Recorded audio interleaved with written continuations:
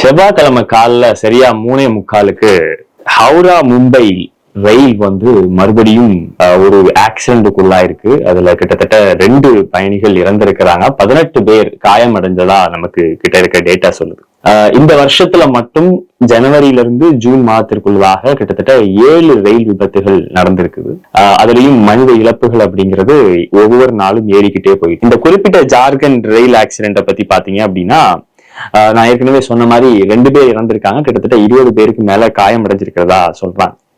இதுல முதல்ல பாதிக்கப்பட்டவங்களுக்கு southern railway உடனே போய் ஃபர்ஸ்ட் எய்ட் கொடுத்ததாகவும், அதுக்கு பிறகு டாடா ஹாஸ்பிட்டலுக்கு அந்த பாதிக்கப்பட்டவங்களை எடுத்துட்டு போனதாகவும் அந்த இடத்துல இருந்து வந்திருக்கிற செய்திகள் சொல்லுது.